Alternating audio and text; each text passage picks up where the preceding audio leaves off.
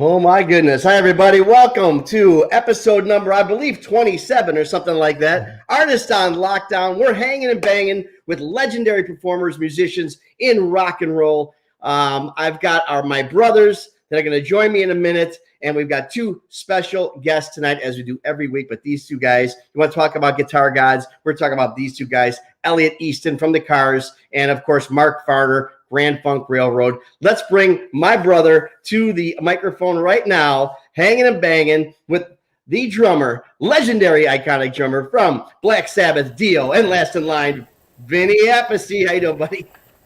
I'm good, man. I got my Square logo shirt on, just like you. What the heck? See, you know what? You can make fun all you want, but we are trending now because you're doing it. Look at that. I know. Actually, I sold like 200 of these last week. Well, I should have a piece of that, man. Don't you think? No, it's Appice. Oh, jeez. All right, well, we got a big show. It's good to see you. What's on your hat today? What is that? I don't know. It's some coffin thing, but I gotta take this off. See, I'm the drum monster. Oh man, New York, baby.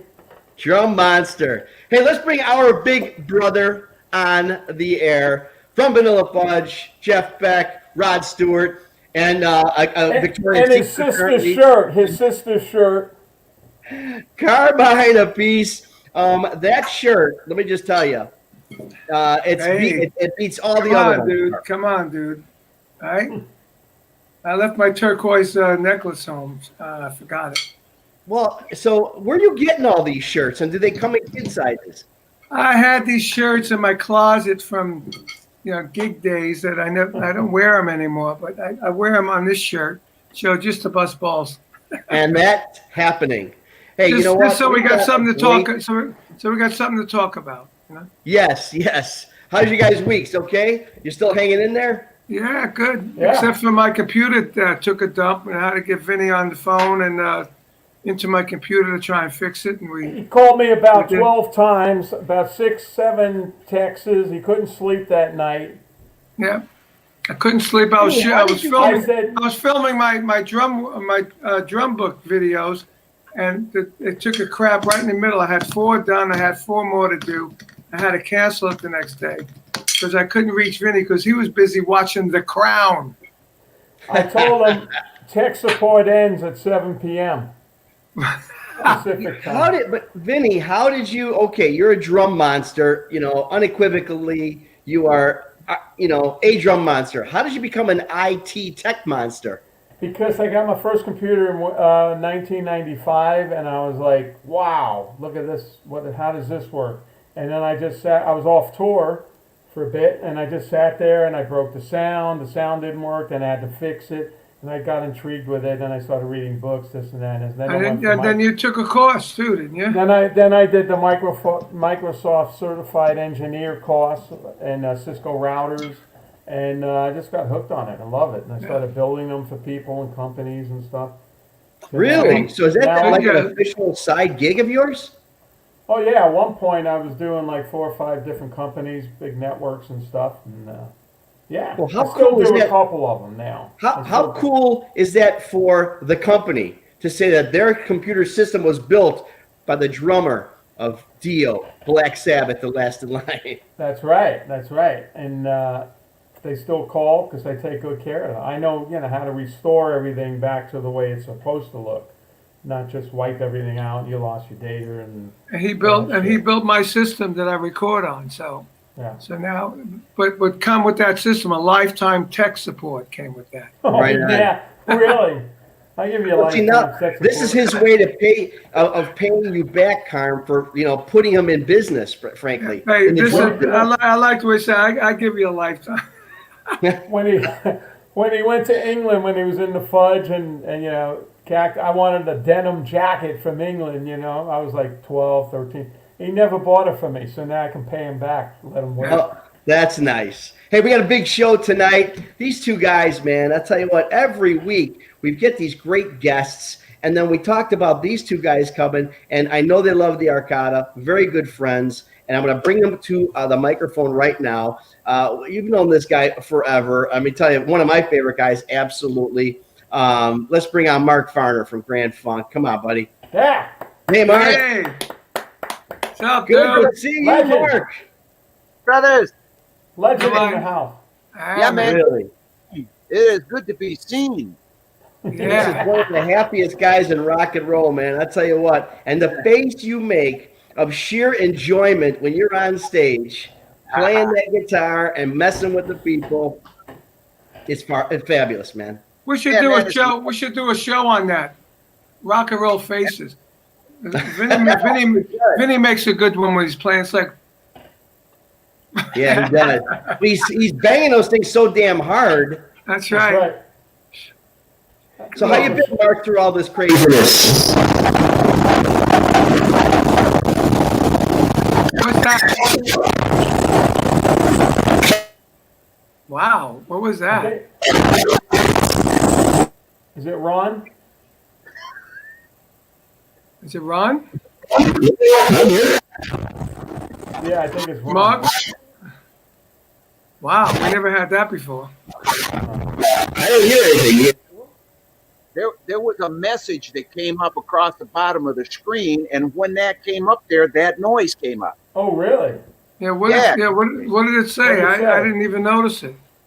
Somebody, It was one somebody, of our fans talking. yes, it was a fan. Oh, that's And he- what did that? Yeah, man. Holy So- shit. That's Hey, really crazy. When I see them, I'll read them to you. Yes. So what you been doing, Right. Mark? Are you doing some writing? Are you doing some rehearsing? I know you got a new CD out. I got a new DVD coming out. Oh, okay. The Chili from Yeah. Love. Yeah, from Chile. Chili with Love. Love, yeah. And the DVD has 18 performance tracks. We've got a couple of video bonuses plus 5 new songs. that Really? are a bonus, yeah.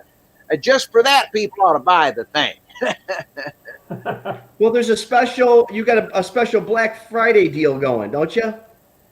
Yeah, we gave away Rock and Roll Soul from this DVD from Chile with Love as a free download on Veterans Day to honor our veterans and to keep them in the limelight where they belong. Yeah. Nice one. Well, I'll Yeah, tell you what. that's You know a what, great Mark? Love your show, of course, and we're going to get into it a little bit. But you talk about veterans, and you talk about every time. And we've worked together many, many, many times.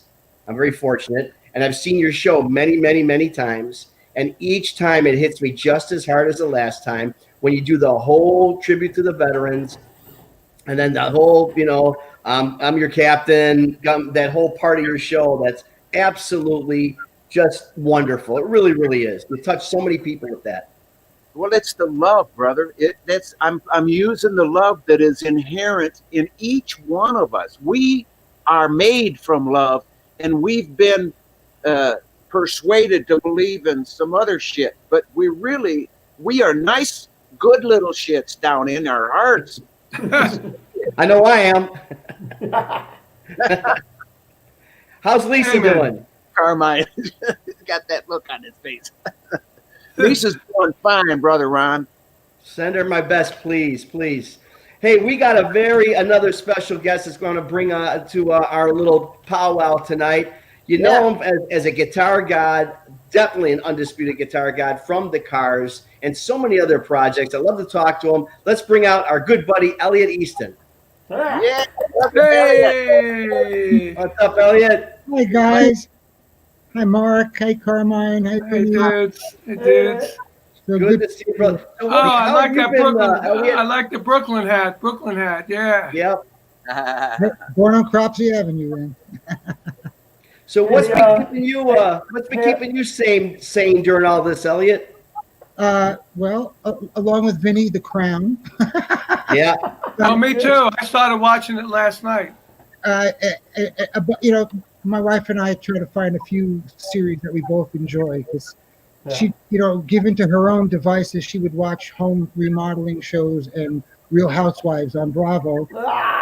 I want to watch people getting killed. If Yeah. nobody. if there isn't a murder before the credits are finished rolling, I go on to another movie. So we have to find some common ground, you know. You must be a Law and Order guy. Elliot. I've been reading a lot. I have a Kindle book, you know, you get from Amazon. Oh yeah. And I got like about 400 books in there that I've read, and Holy you know, in the palm of your hand, you can.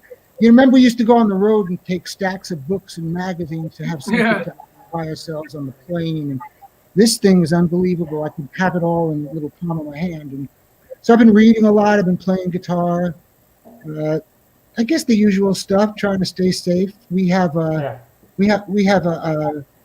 at-risk person living with us. My mother-in-law is 93 and she stays with us. So Wow. we have to be careful about that. And yeah. Oh, my phone. It's my phone. Oh, it's Derek Sherinian. Let me answer it. Oh yeah, he knows we're doing this. Derek, we're doing our show. We're doing our show. Get the fuck off the phone. I'm talking here. Say hello, Yeah, Derek. Derek's Say on the hello, phone. Derek. Say hello. I just got to the real sensitive part. I'll call you back. Hey, Elliot. Couldn't hear him. Yeah.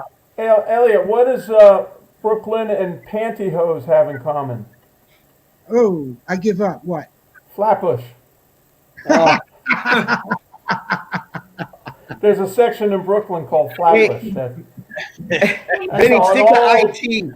old joke. Stick to IT. So, What are you playing? You know, most of the time when we have guitar players on, they always take the guitars out. yeah. It's easier. And Ellie just did. I see a bunch of guitars in the back there with Mark. You know what's cool? And Mark will like this. I got the amp is sitting by my chair. It's the size of a lunchbox. Wow. This little Yamaha thing, and it's it works without. It's battery powered, and it also has a little Line 6 wireless. It works wireless. Got its own built-in receiver. It's a neat. Yeah. You guys Anyway. remember the pig nose? Yeah, sure.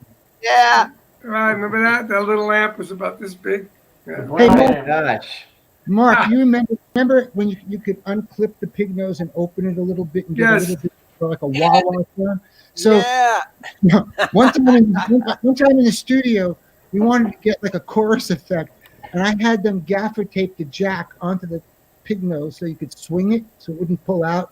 And they put a mic on either side, and I swung the pig. I was playing, and I had one of the guitar tech was swinging the pig nose around. Funny. That's hilarious. Oh. It worked great. That's before the days of the phasing pedal, right? Necessity is the mother of invention. That's Oh, right. my God. Oh yeah. Try Well, it. you're known as one of the most creative guitarists out there. Elliot, I got to ask you a question because, you know, I did a little research on you, of course, and your influences really interested me because you've talked about, sure, Jimmy Page and some of the other, Jeff Beck, of course, a very close friend of Carm's. But it seems that your influences are a little bit different than you would think of somebody who plays for a band such as the Cars. That's very true. The people that I loved coming up were the American players like Mike Bloomfield, the San Francisco guys like Jerry Miller with Moby Grape. I loved James Burton and the American Jesse Ed Davis was my man. Clarence White, a lot of like West Coast Bakersfield country stuff. Amos Garrett was a big guy for me. Otis Rush was a big guy for me. Wow. You know, I was just kind of a sponge, but I was more towards like American Telecaster players than like the British. I loved like Beck, like the Truth album area. Oh yeah, that's great. Don't get me wrong, and you know, and things like Page, like the Yardbirds at the Anderson Theater is like one of my favorites too. The good stuff, you know. But most of my influence, I loved Robbie Robertson with the band. All these rootsy kind of economical telly players that you wouldn't think from the Cars, but I also loved to wail, you know. I loved like, you know, I was into the San Francisco bands and improv and play, you know, improvising and stuff like that. So I don't know, you know, the Cars were just 5 very different people, you know, and it was just that weird recipe. It wasn't like 5 guys that went to high school together and all had like the same record collection. Mm-hmm. You know, Rick, rest his soul, was 9 years older than me. He grew up in Towson, Maryland, and then met Ben in Columbus, Ohio. And those guys started working together back in '68. David, you know, had played with the Modern Lovers. Greg had been playing with Rick and Ben in a different band. And so we were, you know, we got together in Boston, which, being a college town, there's people from all over the country, all over the world. So you kind of form bands, guys that aren't necessarily from your neighborhood, if you see what I mean. Right. So we were all very different, but the recipe just made what the cars sounded like. You know, it wasn't anything you could figure out. It was just that was how we sounded when we played together, and all our influences were different, but they made an unusual combination. Yeah, really interesting. Hey, Mark, like if you listen to like a song like "My Best Friend's Girl," and you listen to the guitar solo, that's like a country James Burton Bakersfield solo in the middle of like a. And you wouldn't think that, you know, Yeah, now that you bring it up. I'm just saying, I didn't mean to cut Mark up, but it just occurred to me because that's kind of like a real chicken picking solo in the middle of a new wave pop song. So that's a good example. Yeah. Like the chicken pick. Mark, you know, obviously, I mean, one of the most iconic songs in rock and roll for an American band, of course, you know, and the place. Yeah, I mean, my gosh, how many songs are actually like that song? I mean, talk about anthems. And I'm sure you've answered this question 1,000 times, but I love the story. Can you take me on the genesis of that song?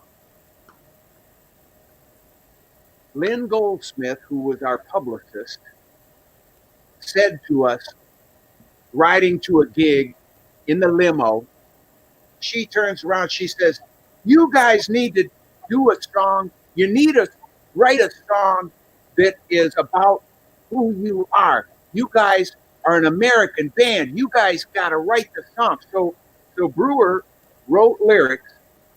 He brought them into rehearsal, and he started showing us the song. And I said, "Well, this song, the way I'm hearing it, it's got to have a cowbell." He says, "I don't have any." Yeah. Well, it needs a cowbell. You have a cowbell. More cowbell. So he says, More "Okay, cowbell. I'll stop. I'll stop on the way to rehearsal and I'll pick one up tomorrow." I said, "No, you pick up 6 and we'll pick the best badass cowbell." It goes kang, kang, kang. And so he did. He came in with 6 cowbells. We picked the best one. And then I proceeded to tell him about this drum intro that I was hearing in my ear. I said, "It's like it's doing the snare bass drum, but it's going dippa, dippa, dippa, dippa, dippa." He goes, "I can't play that shit." I said, "You can too." Better call Carmine. It's such a Carmine. That really is. That really is. Yeah, and you know, and I came up with the guitar licks, you know, and the harmonies and everything. And then when we got done with this song, Brewer came to me and he says, "Mark, I've never had 100% song credit, you know, on any song." Well, because any song he'd ever wrote with me, I wrote the music, he wrote the words. He says, "So can I have it on this one?" I said, "Yeah, go ahead, man." Because you know why, Brother Ron? Because I'm a nice guy, and that doesn't stain me from, you know, being a nice guy. I'm going to remain a nice guy, even though there's been a lot of shit that has knocked me over to the side and knocked me over and back and forth. Doesn't make any difference because I know who I am. I know what I'm made of, and that song has touched a lot of people, and I thank God that I came up with the idea for the cowbell, that intro lick, the guitar stuff, the solo, the harmonies and everything. And still, to this day, being challenged in the courts and what have you by the other guys, it's okay. It's okay because I'm sticking with the love. People that are coming after me are not coming from a place of love. So Right. I'll tell you the story right there, brother. And you say it. You say that you know who you are. You say you know who you are. The fans know who you are, and I can tell you on my side of the world here, on the other side of the stage, the people come. They sell out every time. They love you. They don't sit down the whole time, and you are a true American band, like you are a legend, and everybody loves you. So Guess what? That song is an anthem. Thank you. It's an anthem, and that cowbell is one of the absolute hooks that makes it a hit record. But Bloister Cult had to get it from you. Had to. Well, who got it? Who did Mississippi Queen get it from? Good point. Who was first? No, man, no. That cowbell. You know who was first? Susie Q. There you go. Yeah. Susie Q. Ronnie Hawkins. No. Hello, Mary Lou. Wow. Yeah. Goodbye, Heart. Wow. Hey, my favorite lyric was about Sweet Connie in there. Yeah. When I heard that, I had a laugh. I definitely had a laugh. Who is Sweet Connie? Oh, don't ask. Don't ask. Who's that? You? Who asked that? You? Ron? I did. Ron. Don't ask. Ron. She made the rounds. She was a heavy duty groupie. She was very proud of being a groupie. And she lived in Little Rock, Arkansas, and she was with everybody and every road crew. Everybody. Yeah. I feel left out. I don't know. It was almost like like if you played it in Little Rock, it was almost like a tourist attraction. Like you had, Oh my God. you had a meet Connie, and somebody. When I met her, she says, "I think us two legends got to get together." I said, "I have to pass on that one." It's all because of the song. It's because of Mark's song. Yeah. So Sweet Connie from Little Rock, and so when you toured there and she showed up backstage, it was like, oh shit, this is Sweet Connie from Little Rock, like the song. You guys made her famous. Well, I heard that. I heard, Carmine, that she said, us two legends should get together, and you said, "What do you mean get together? I'm finished already." That's right. You know what? Thank you very much. Hold on. Say that again. Yeah, give me a rim shot there. If I can't get a rim shot from you guys, right? Hey, Elliot. Elliot, can you talk? All right. Falling all over the Can you place. touch a little bit on? And I hope this is okay, but I've never really met anybody that knew Rick very well, and he seems like such a, I don't know what kind of a person he was. He was kind of out there. And how was he as a bandmate, and how was he as a contributor to the whole musical aspect? I mean, I know it was his thing, but what was that dynamic like? Well, I'll tell you what, and it always seems to surprise people because he had that cool, sleek image and didn't smile a lot, and with the shades and everything, and he didn't talk a lot and stuff. But he was one of the most funniest damn people I've ever met. He had the best offbeat sense of humor, and would have us like crying, like absurd kind of humor, like you couldn't believe. I'll give you an example. We were, at a high-rise hotel that was L-shaped, and Greg and I were in my room at the far end of one of the wings of the hotel, and then you got a long building, and then another L of the L shape, and at the far end, the last room. So Greg and I were playing with these new Polaroid cameras. We got those Z1, whatever they were, the ones, and we were like drawing on the Polaroids before and having all that kind of silly fun. I look over, and this big, the size of like a flea, at the furthest room you could be from us, like a mile away, Rick is standing in his window giving us the finger. But that was funny in itself. But the thing is, he could have been there for 40 minutes patiently waiting until we saw it. And that's because he did that kind of stuff all the time, and you had no idea how long he'd even be. Like you saw, and you went, he was just like calmly just standing there. He could have been there forever. But anyway, he was a very sweet, funny guy, very talented. I consider him a poet, and he was quite a bit older than me. We had kind of he was kind of my big brother in a lot of ways, and we learned so much together. We went through so much together that the whole band and the things that we were able to achieve, and there's a strong bond. Let's face it. Bands are families, however dysfunctional their families. Yeah. Mm-hmm. That's a great way of putting it. Where did the name come from? The drummer, David Robinson, created the logo. It was it had like a interest in graphic arts and drew. So he came up with that license plate logo for the cars that we put on the T-shirts, and he came up with the name. And the reason he came up with the name of the Cars was two reasons. First, he said, how come nobody's ever called a band the Cars before?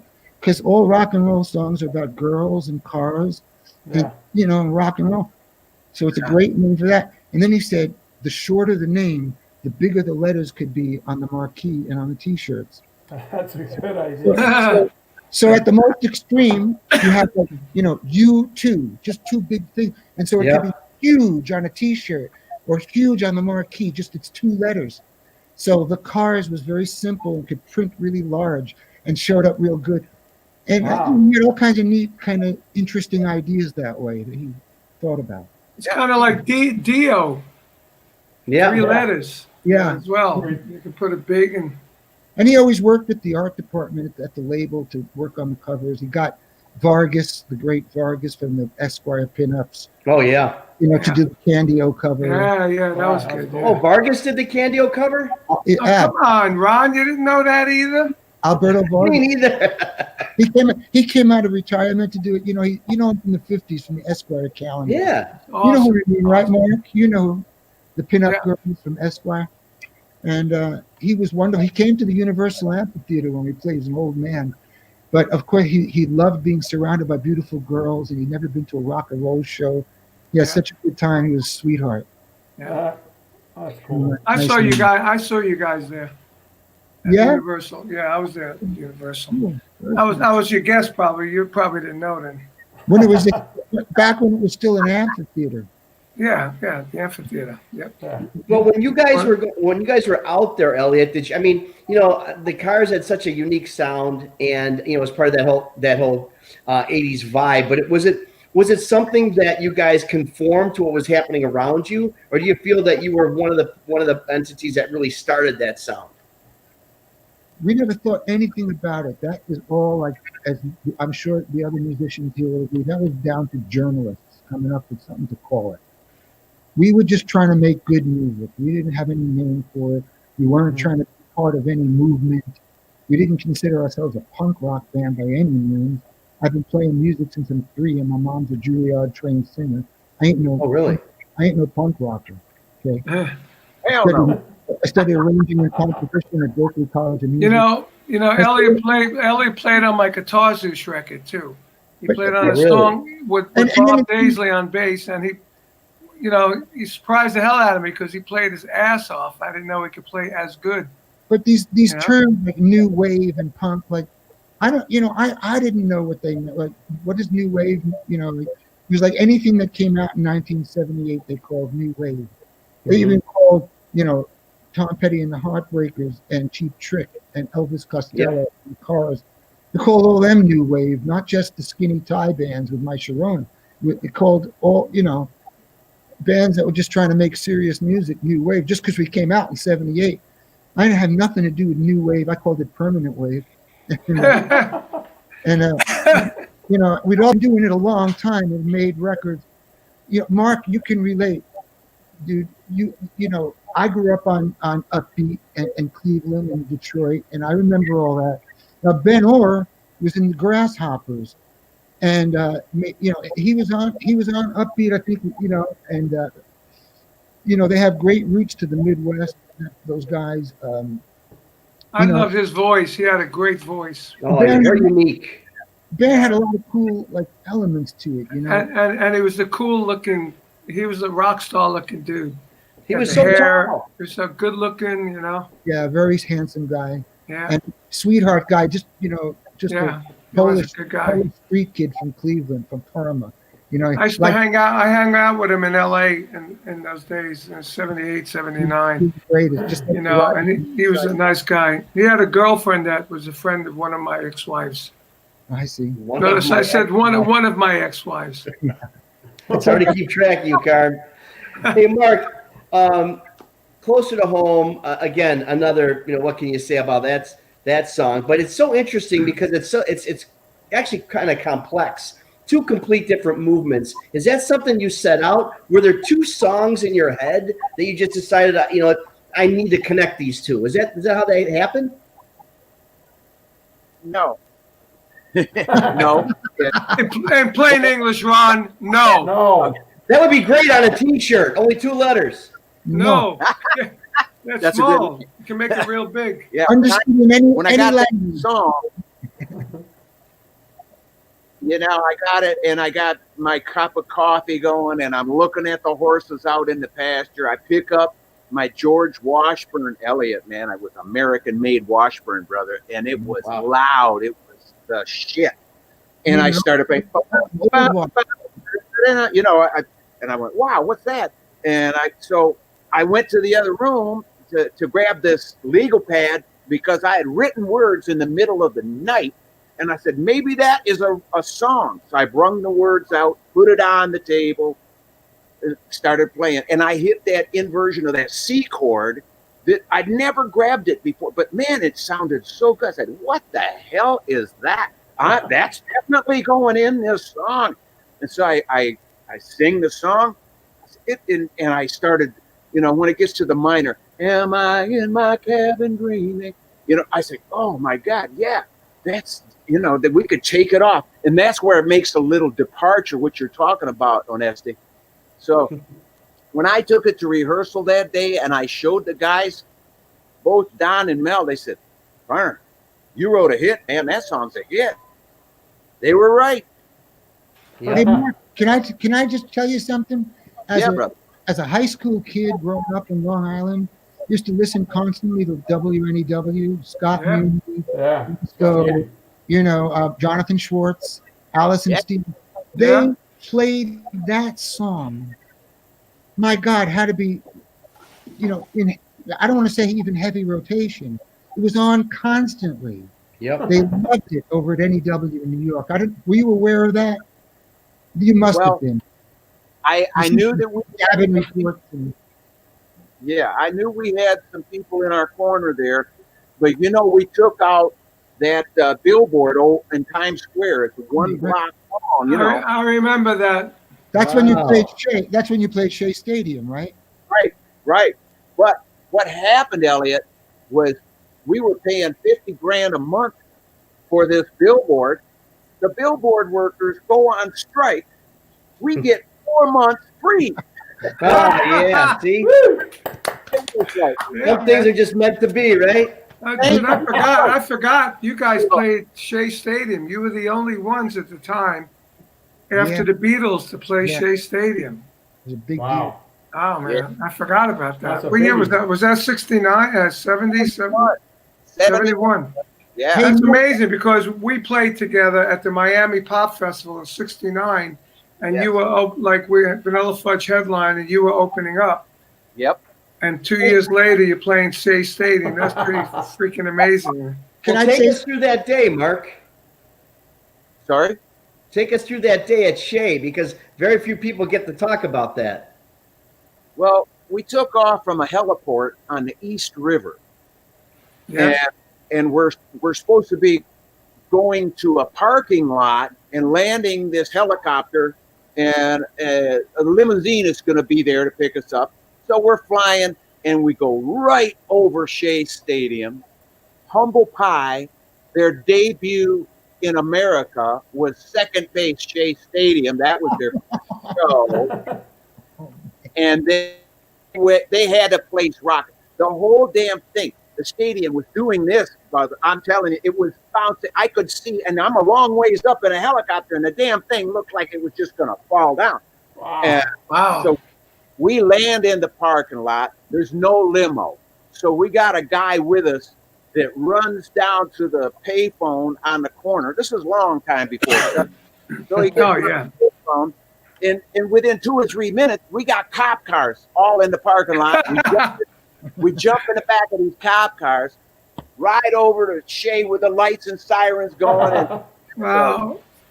we're coming in. So Dude. we get to Shea. there's this freaking limousine who was supposed to be in the parking lot. So we get out of the cop cars, get into the limousine, and drive in. It was crazy. But the fans loved it. The fans loved it. And we had no monitors, guys. Really? Singing to the mains. We were singing to the mains. Is that because there were really no monitors in those days? Right. Exactly. Right? I know that very well. But I mean, that was several years after the Beatles had no monitors. You would have thought by then they would have learned something. No. But they just weren't making concerts at Shea Stadium in general, so they didn't really. In general, Elliot, in general, there were no monitors. I mean, I remember when we played with Vanilla Fudge and Jimi Hendrix. Yeah. Right. We had 8 Voice of the Theaters up in the front. Right. Yeah. And they had a board on the side with knobs, and the guy would run out and listen, run back to the board, and turn the knob and run back. I had a dual Showman amplifier with a Shure microphone, just for your bass. A Shure microphone for the drums. And I remember Mitch Mitchell asked if he could use my drum amps, and I put them right up in the front. I couldn't hear them up in the front, you know, but they went straight out. But there were no I didn't even know how we sang, like Vanilla Fudge 4-part harmony with no monitors. I don't know how we did it. That's like when Cream played Madison Square Garden. Those Marshall stacks were really like PAs for the guitar. They didn't even mic them. They were made so big and powerful to carry to the back of the audience in an arena. Of course, we don't need that anymore. But no, exactly. That's what started me playing really hard and heavy. I was playing against those things, and there was no drum. Nothing for the drums. So then I said, it's funny you said that. Like I hadn't made it yet, but in my little band in high school, my drummer had an amp for his kick drum, just for his kick. Really? That's how I started. I used to have one of those old Shure mics in my bass drum, and I ran it into Tim Bogart's dual Showman amp. So it was the bass and drums coming out of his amp, which was cool. And then when we made it, I said, well, I'm going to have my own amp. I mean, how could you possibly play an arena like that? The first truly great sound I ever heard in concerts was the Fillmore East. That's the first time I heard great sound where the kick drum punched you in the chest, and everything was crystal clear. But you know what? They still had no monitors. It was the right size. It wasn't too big. It wasn't too small. I saw some of the best shows, man, at Fillmore. Fillmore East was awesome. It sounded great. But they still had no monitors. Really?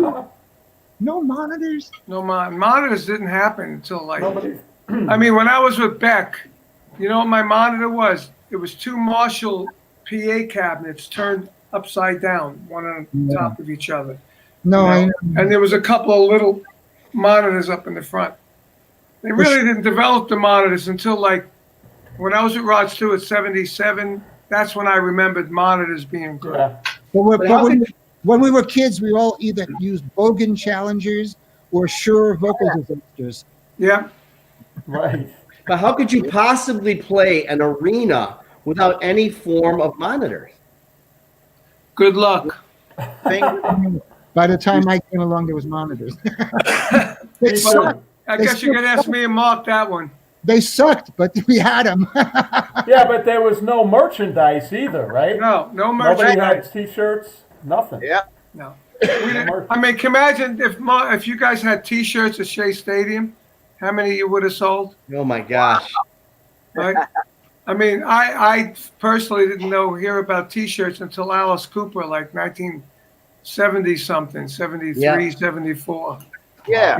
I think Alice was the first one to start selling T-shirts. Yeah. Yeah. Well, Rush was a big one with that, too. Who? Rush actually came out with some of the original shirts. Yeah, but they were late already. But Alice, by the time Rush came out, I was with Rod Stewart. Rod was selling millions of dollars in T-shirts. Unbelievable. I think Carmine's right, because Alice got way out front as far as show the whole image thing and they were the first ones. He had the commercial, as was Shep Gordon. They built a thing together where it was very much towards that. He had his own comic book on Marvel Comics. Yeah. All kind of crazy stuff. And I think you're right. I think that was the early days of Well, I remember it's 1973. I was selling my drum book with PBA in the theater. No T-shirts and that, but I said, wait, I got a drum book. Let's sell a drum book, you know? We sold a drum book. And there was no merchandise then, as of yet. And we had this Beck Bogan T-shirts that we wore on in concert. And everybody said, oh, where can we get that T-shirt? And who the hell? Nobody even thought about it. Let's sell it at the gigs, you know? But so they won none in 73 and 74. So I think it must have been later that year or somewhere around then when Alice came out with the T-shirt thing. Wow. We got to get him on the show. Have to. Yeah, and have him send me a T-shirt. Yeah. I got to make it myself. Yeah. So you'll make That's what they say. I mean, Doc McGee said that when he was trying to bring Kiss back, he used the Alice Cooper format there, the example, and that's why he really pushed the merchandising. They have over 2,400 licenses, Kiss. Yeah, but they did that before that with Bob. Oh, with, yeah, Bill Coyne. Bill Coyne was the guy that did it with Kiss. Right. Yeah. I mean, he did lunch boxes. He did like the Beatles. He did everything like the Beatles. Really, wasn't it Gene all along behind it? It was Gene's kind of vision, wasn't it?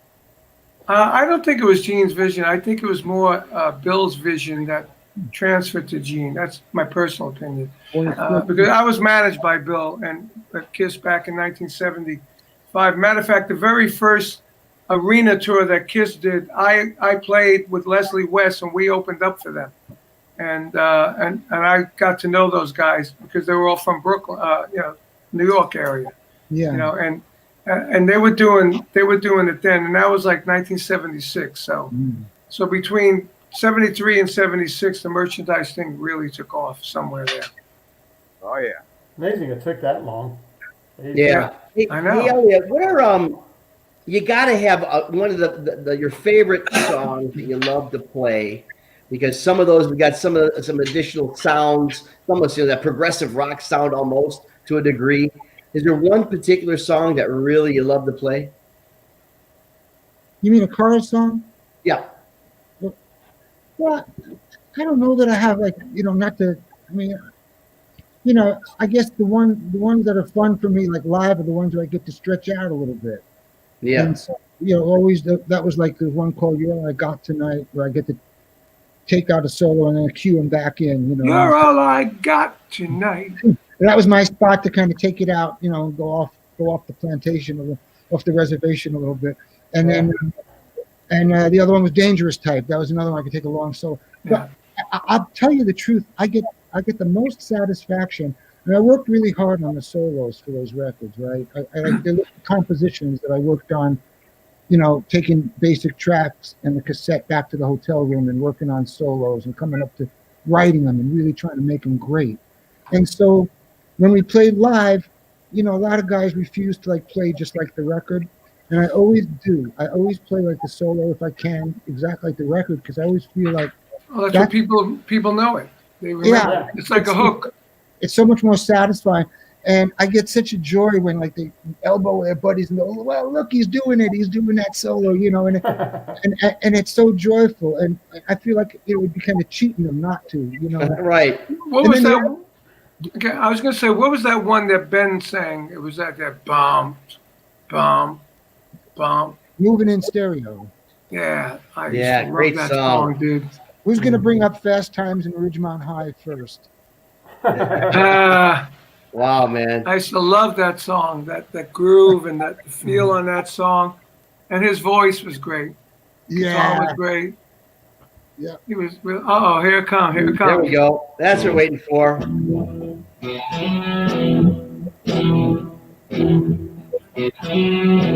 Like that one. Yeah, man. Yeah. Love that. Yeah, man.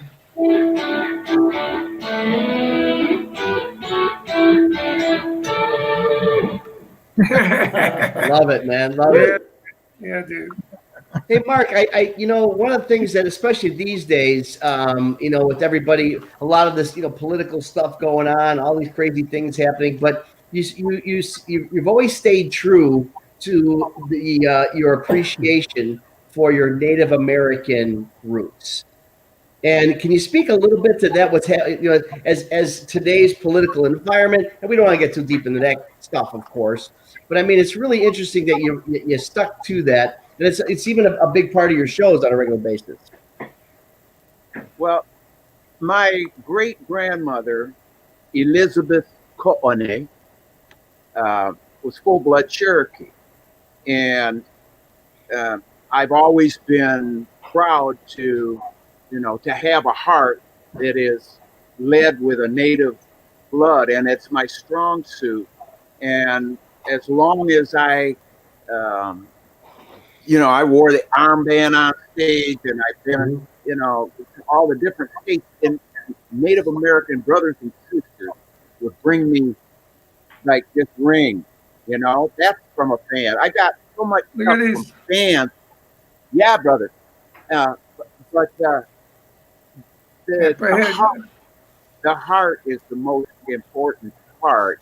And I've been on reservations where Native American brothers are just so taken by alcohol that the spirits that they poured down their neck ended up coming out of their mouth, and they took over their brain. And it's a sad state of affairs. And then many, over 500 indigenous tribes in this country. And when the white man bought his hooch and went to the powwow and had the meeting, with the Native Americans, the first thing that alcohol affects, and I don't give a shit who you are, the first thing alcohol affects is your judgment. And those 4 brothers and sisters signed over in a state of confusion and dismay, signed over the country. And I just have to keep my heart towards the land, towards our country, towards our people, because, like you were alluding to, brother, I know I don't want to be out in the streets. I don't want any part of what is happening right now. I'm looking at it like a bad dream. I'm thinking, where the hell are the people that stop this shit? Why has it been unabated? Why has this gone on so long and nothing? Man, it just, something in the milk ain't cream, brothers. Right. Yeah, and so I have it in my music. I keep it on the stage, and I keep it in my heart where it shines the most. Right on. It's really inspirational. We talked to Elliot a little bit earlier about his inspiration. And I know you had a very deep seated relationship with Frank Zappa. Does that resound today? Do you still look to some of the stuff he talked to you about? Well, I'll tell you, Frank was a different person when he left Michigan. Because when he got to Michigan and to the swamp, the beloved studio, Grand Funk Studio, we drew his name out of a hat. Really? The same way we did with Todd Rundgren. There was 15 names in there. We pulled Todd Rundgren the first time. The second time, we pulled Zappa. And we didn't even know if he would even entertain producing our band. But our manager, Andy Cavalieri, got a hold of him, and we sent him tape. And he said, the next move is I got to come to Michigan. I got to see if this shit is real. So he came to Michigan, and what he said sold him on working with the band is when he walks in the studio, and there's a hallway, there's a control room on the left, there's a kitchen on the right, and the studios they had through a double door and stuff. Well, Craig Frost grabs Don Brewer and throws him up against the wall, and he backs up onto him, and he farts right on his leg. Oh, man. Right on his leg. And Zappa knew right then that we were the band that he wanted to produce. What album did he produce? I didn't know he produced you guys. Good Singing and Good Playing. Wow. That was his title. He said, let's just call this album what it is, Good Singing and Good Playing. And I miss that, brother. when he came to Michigan, he was somewhat of an anti-gunner because he just didn't know. And we were reading out songs on the album. We had like 16 songs. And you know, back then, Elliot, it was like records. You could only put 10 or 11 cuts, right? Right. He said, we got to get rid of some tunes. What about this song, Don't Let 'Em Take Your Gun? I said, no, that ain't going no place. That's right. That's hanging in the grooves. And I explained to him why. That the Second Amendment says that the right of the people to keep and bear arms shall not be infringed, and that it is necessary for the freedom of state, a well-regulated militia. You know, these things that he never considered until I was speaking right straight to him and telling him some truth. And he says, holy shit, man, I've been against guns all this time. He says, I've never even shot a gun. I said, you want to shoot a gun? I'll go over to the house and grab you a gun. He says, if you got a dirty Harry. Okay. Wow. Okay. Number one. I have a question. Have one. Mark, how many guns you have? How many what? How many guns do you have? Oh, I got 11 dozen. 11. You know, I think it's definitely a Michigan thing, without a doubt. You know, Hey, you know, Mark. For sure. you know Ted, right? American thing, man. Hey, Mark, so with Zappa, you're saying, with Zappa and Grand Funk, you're saying a fart has brought you together, Yeah, man. right? Yeah. That's right, Vinny. You got it. I always said when you join a new band or you're in a band, whoever puts off the first fart, then it's official. It's a band. Sometimes they say it's all about the music. Sometimes it's just not about the music. Hey, Ronnie used to have a fart right on the tour bus, Dio, right? And he'd go, I got a fart, give me a lighter. And he'd sit up pick his legs back and light it. No way. Boom! You know what? He loved doing that. Doug Clifford from Creed would do the exact same thing. He'd lean back on the couch in the bus, legs way up high. You get that lighter. God darn it, that thing didn't like shoot up. I was afraid for him. I thought, man, you're gonna blow your ass up or something. It might go the other way. Gosh. Hey, Elliot, I'm interested to hear about the whole process. It looks like you practically single-handedly wrote the music or did the music for the Corn Dog Man. Oh, nobody knows what that is. Well, that's what I'd like to bring up. I thought that was very interesting. Yeah. What is it? Well, a friend of mine, David Steen, his wife was on Bold and the Beautiful for years, and he's a writer. And he wrote this movie, and he wrote the script. It became an independent movie, and we went to Sundance with it and everything. It was really kind of a lot of fun. And I got the job of kind of being music supervisor, so I picked the music for it.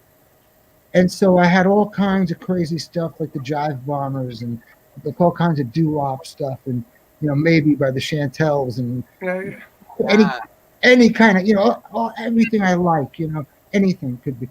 And people like Norm's Rare Guitars, he saw that movie, and he told me, he said, I'm watching this movie and go, man, the music is incredible on this. And then he sees my credit at the end. And so it's just this real obscure movie that nobody's probably ever seen, but we had a lot of fun doing it. And, we had the excitement of taking it all the way to the Sundance Festival and going to all the events and things. It was quite an interesting thing. What was your inspiration for the music? Did you get like the script of the movie and adapt music to that? No, I had a rough cut of the film without any music to it, and I just kind of used my imagination and my record collection. That's you say not a lot of people know about it, but you're critically acclaimed for that. It's a pretty cool thing. I've gotten lucky with a couple. I have a song in a Quentin Tarantino movie, the one Jackie Brown. Brown. Yeah, I have a song on there. I played all the instruments myself.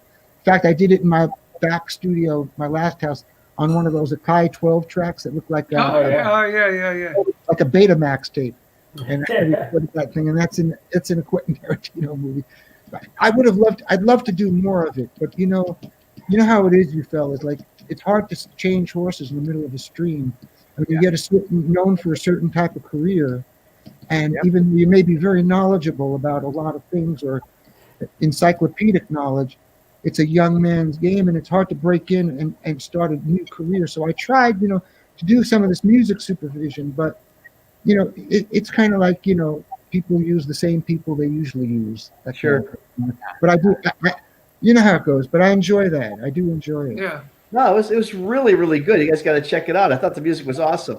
Hey, Mark, we only have a couple minutes left, but we touched on it at the beginning of this show. But I would like to go back and talk a little bit about From Chile with Love, and you got five new songs on that.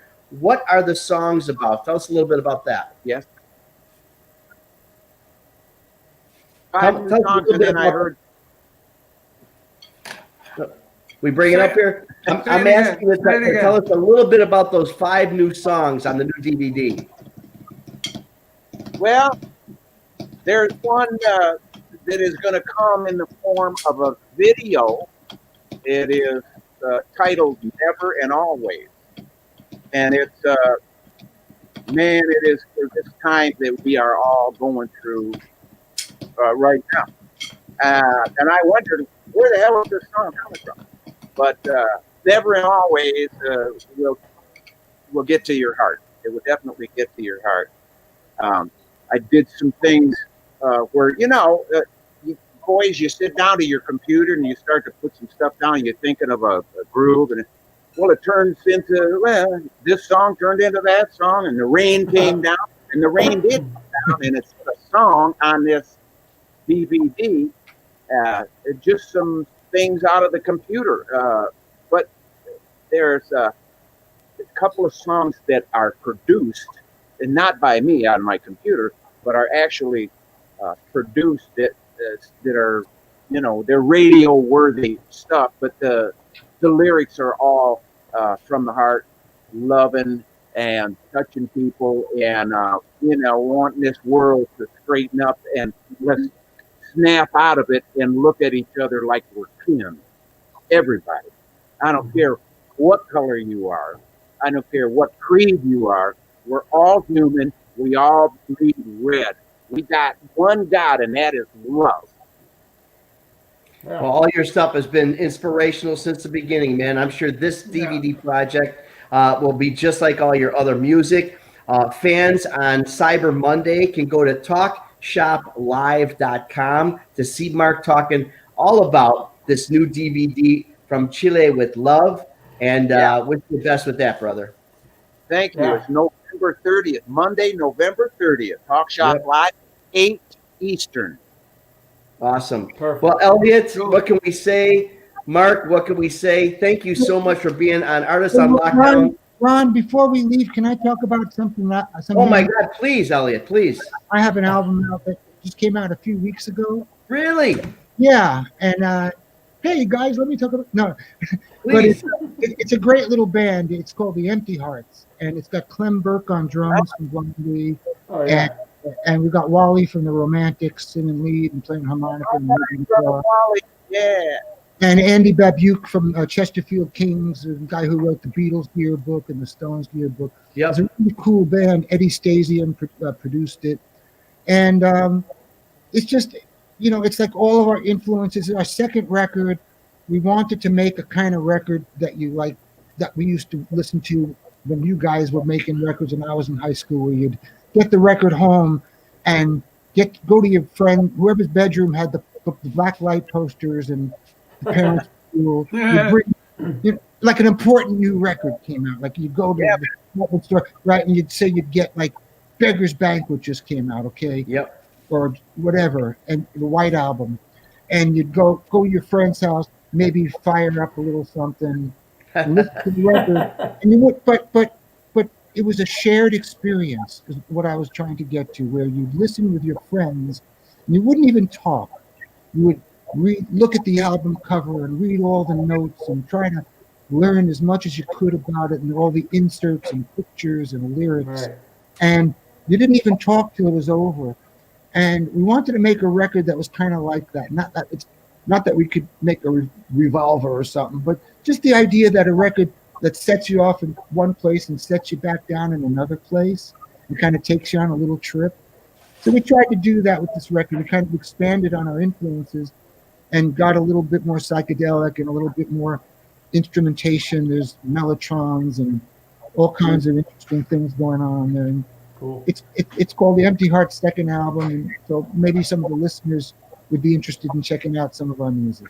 Well, absolutely. The Empty Hearts, I was very excited. You're actually booked at the Arcada. We moved the date twice already, just like everybody else, just like Cactus, just like the Fudge, just like Last in Line, just like Mark. We're just moving all these dates like crazy. But I got to tell you, I was very, very excited at the opportunity, the possibility of bringing Wally, you and the boys at the Empty Hearts Band. It's going to be a great, great show. It'll be at the Arcada. When we open, who knows? But I'm very excited. Elliot, don't worry. He says that about everybody. Hey, I should put you in touch with the band publicist. We should do a Hangin' and Bangin' with all the Empty Hearts. You got absolutely, yeah, absolutely. That could be a fun. If you want, there's a lot of pedigree in that band. That's for sure. Yeah, that'd be fun. A lot of stories, that's for sure. Once that's again, what it's all thank about. you guys That's so much, what the man. show is. Hanging. We're hanging. You know, this is like nothing like any other interview you've ever done. This is like just hanging out and having fun. Well, I love it. Mark, I haven't seen you since we were in Mexico doing that. Yeah, dude. You remember that? And, yeah. I still got the shirt. Okay, all right. Wait. What's the Mexico? What happened in Mexico? You want to tell him? We have a minute. We got plenty of time. It was like a Superstars of Rock thing, and they had everybody. They had everybody in the world, and 12 people in the audience. Wow. I shit you not. The guy took a bath.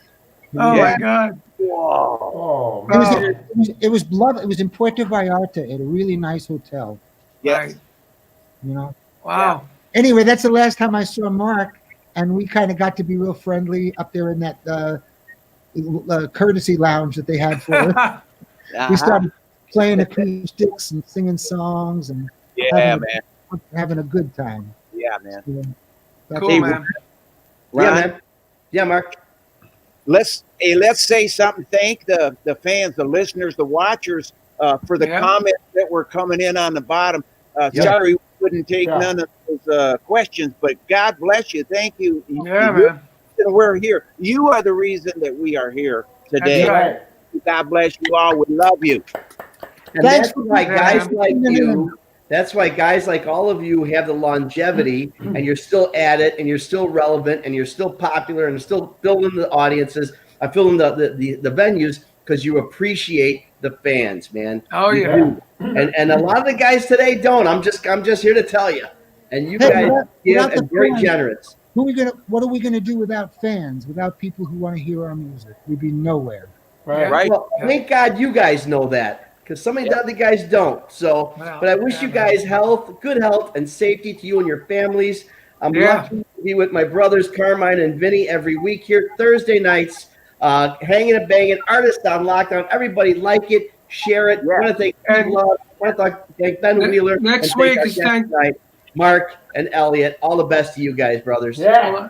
Next week is Thanksgiving, so I don't know. We're probably going to run a rerun next week. Yeah, we'll do our Eddie Van Halen tribute show. Yeah, there you go. Right. Good night, guys. Good night, everybody. Good night. Good night. Ciao. Everybody. God bless my brother. Bye. Yeah, bro. Yes. Talk to you soon. Okay, bye. Bye, guys. See you in the future. I'll see you in the pasture. Yeah.